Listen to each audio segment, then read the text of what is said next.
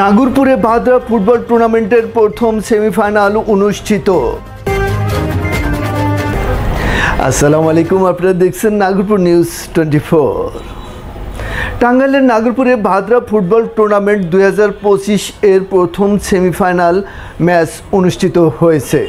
শনিবার বিকেলে ঐতিহ্যবাহী ভাদ্রা গুরুদয়াল ফুটবল মাঠে ভাদ্রা স্পোর্টিং ক্লাব এ খেলার আয়োজন করে।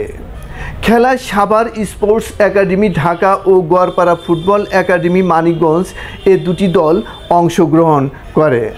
নাগরপুর উপজেলা বিএনপির সহ সাংগঠনিক সম্পাদক মোহাম্মদ হাসান মাহমুদ চঞ্চলের সভাপতিত্বে ফুটবল খেলায় প্রধান অতিথি হিসেবে উপস্থিত ছিলেন এক সময়ের তুখোর ছাত্রনেতা, নাগরপুর সরকারি কলেজের সাবেক ভিপি ও উপজেলা বিএনপির সম্মানিত সদস্য, টাঙ্গাইল ৬ নাগরপুর দেলদুয়ার আসনের বিএনপির মনোনয়ন প্রত্যাশী জননেতা মোহাম্মদ শরীফুদ্দিন আরজু।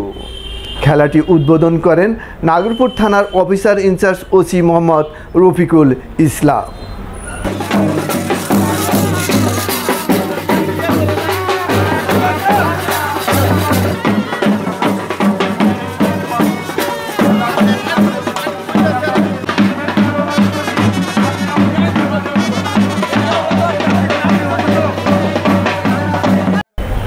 প্রধান অতিথির বক্তব্যে মোহাম্মদ শরীফুদ্দিন আরজু বলেন, বিসমিল্লাহির রহমানির রহিম।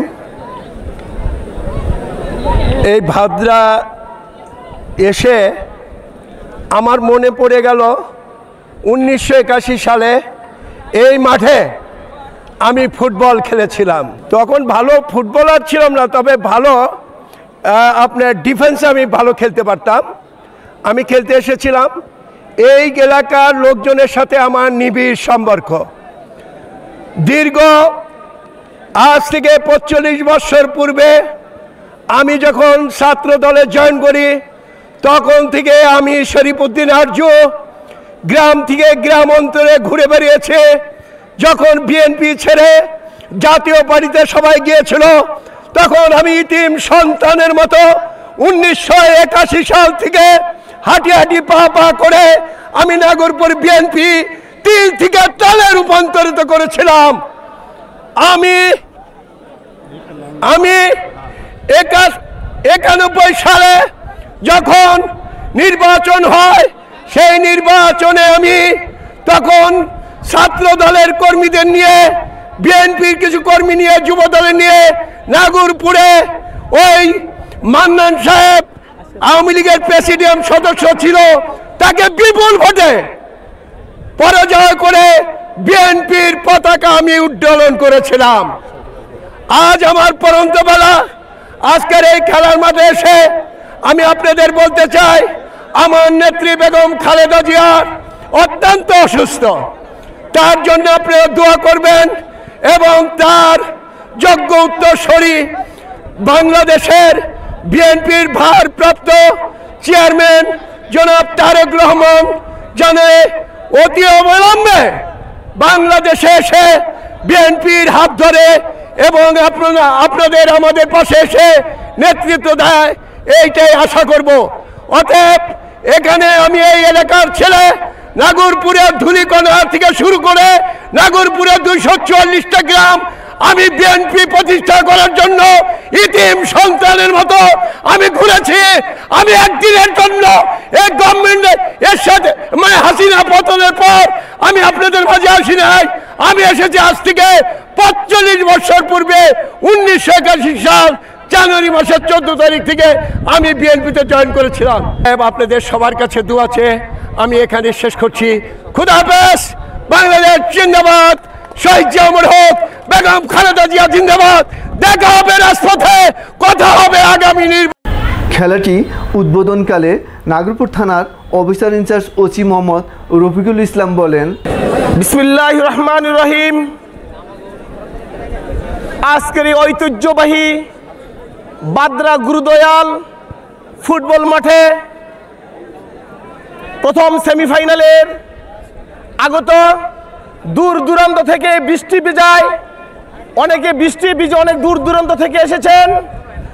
সকল উপস্থিতি এবং আজকের এই আয়োজক কমিটি এবং যাদের খেলা দেখার জন্য আমরা এইখানে সমবেত হয়েছি, গড়পাড়া ফুটবল একাডেমি এবং সাভার স্পোর্টিং ক্লাব, আজকের এই প্রথম সেমিফাইনালের সকলের প্রতি আমার সালাম, আসসালামু আলাইকুম ও রহমতুল্লাহি ওয়া বারাকাতুহু। তাদের কাছ থেকে আমরা আজকে সর্বোচ্চ খেলাটা দেখতে চাই, তারা তাদের যেন নৈপুণ্য সুন্দরভাবে আমাদের সামনে প্রদর্শন করে। আপনাদের সকলের দীর্ঘায়ু কামনায়, সকলের ভবিষ্যৎ কামনায় আজকের এই খেলা শুভ উদ্বোধনের মাধ্যমে এখানে শেষ করতাম। ধন্যবাদ সকলকে।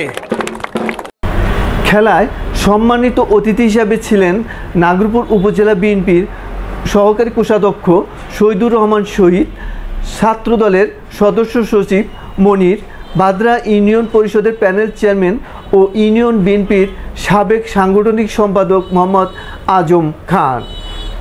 অনুষ্ঠানে বিশেষ অতিথি হিসাবে উপস্থিত ছিলেন আররাকুমেত উচ্চ বিদ্যালয়ের সহকারী প্রধান শিক্ষক রমজান আলী, অবসরপ্রাপ্ত সহকারী শিক্ষক নাজমুল ইসলাম, বিশিষ্ট ব্যবসায়ী জয়নুদ্দিন, বিশিষ্ট ব্যবসায়ী ও সমাজসেবক জব্বার মল্লিক, সারুটিয়া গাজী সরকারি প্রাথমিক বিদ্যালয়ের প্রধান শিক্ষক মোহাম্মদ মোর্শেদ আলম প্রমুখ।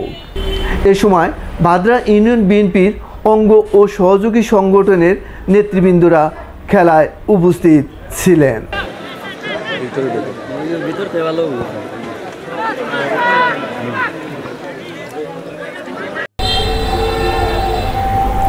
খেলাটি উপভোগ করতে দূর দূরান্ত থেকে হাজার হাজার দর্শক উপস্থিত হন ভাদ্রার এই গুরুদয়াল মাঠে।